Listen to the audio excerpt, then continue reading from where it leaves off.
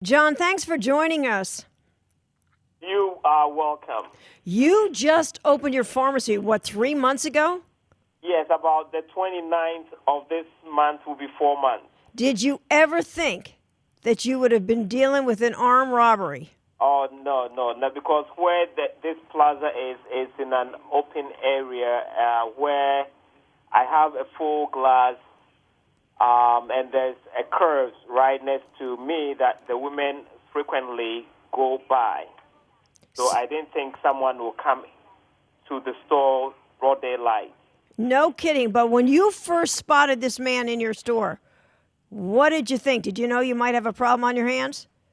I did not until he walked closer to me, because when he came in, he was on a bike. So I walked out from the main pharmacy and I came to the front, like a front counter type of a thing.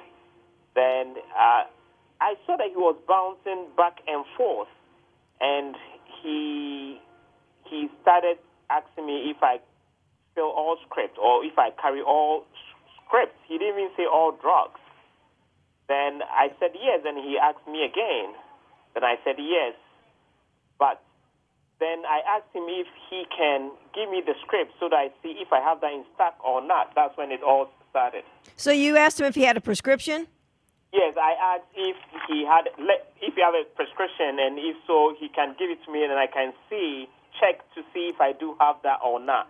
And then what happened? I mean, did you notice the man was carrying a firearm? That is when he had like a fanny pack type of a thing around his waist. So that's when he unzipped the bag and held on to the gun. So I saw it. Then I had my cell phone in my left hand. So he said, "Listen to me carefully. Give me all the OxyContin, oxycodone, alprazolam, very specific." And I was like, "You got to be kidding me, right?" And he was like, "No, put the phone down." And he said it again. And I said, "Well, I don't have those here, but I do have some fentanyl patches. Would you like that?" And he's like, "No, I want the OxyContins." Again, he said it. Then he started to walk towards, I have like a little, it's like a half door. Mm-hmm. Walk towards that. And I was going back, acting as if I was going to go give him what he wanted. And I told him that there's someone coming. So he looked, and there wasn't anyone. And he actually aggressively came towards the half door. Then I said it again. Then when he looked, I took like 3 steps. So I don't know if he thought I was going around, because there's a back door, if I was going around or what. And he actually ran and hit a display I have. Then that's when I grabbed my revolver. Mm-hmm. Did you fire your firearm? I did. Yeah, but the man was demanding drugs. I mean, what were you going to do? There you are alone in your store, right? That is correct. And my wife had just left, and the delivery truck driver had also left. I believe they've been watching me for some time now, Wow. and they know when it's really quiet in this plaza. Yeah. Have you always carried a firearm? I know you're an Army reservist. Have you always had a firearm?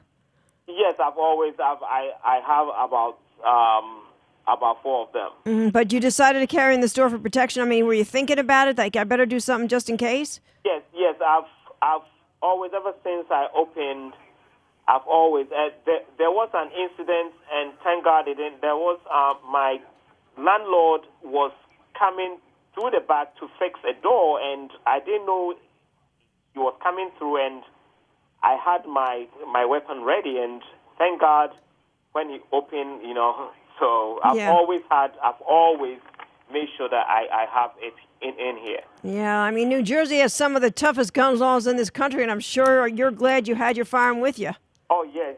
I mean, this person, regardless what the gun laws are, this person would have killed me. Yeah, so with those gun laws, I believe they would have said, "Oh, we are sorry," know that your husband or your brother or someone like that is dead, but that will not bring me back. Yeah, no, it's unbelievable. But there's been robberies at pharmacies, armed robberies, in fact, across the country that have shot up in the past couple of years, about 81%.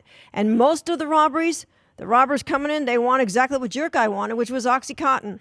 Yes, and actually, I just heard that a Rite Aid in Williamstown got robbed today. So, Oh boy. yes, yes. Wow. I mean, reaction from your customers, they must be saying you're one heck of a hero to do what you did. Yes, they are. But you know what? I'm very humble, and I know it was God's work. More God's work than the adrenaline was pumping, but I don't know. Yeah. But I've gotten cards. I've gotten phone calls, a lot of phone calls from all over Texas, Maine.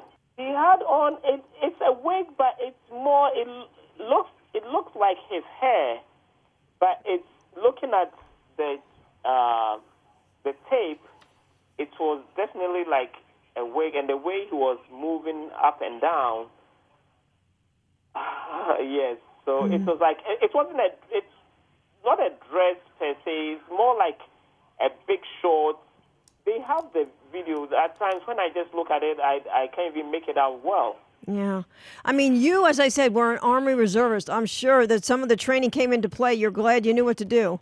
It did, but when you have such a small gun, if you have the accuracy, especially if someone is about 50 meters or to 100 away from you, you have to really stop to aim. Yeah. So, but it did. My instinct, from what I've learned throughout basic training and when we go away, really helped, though. Yeah. What prompted you go into the business of opening a pharmacy?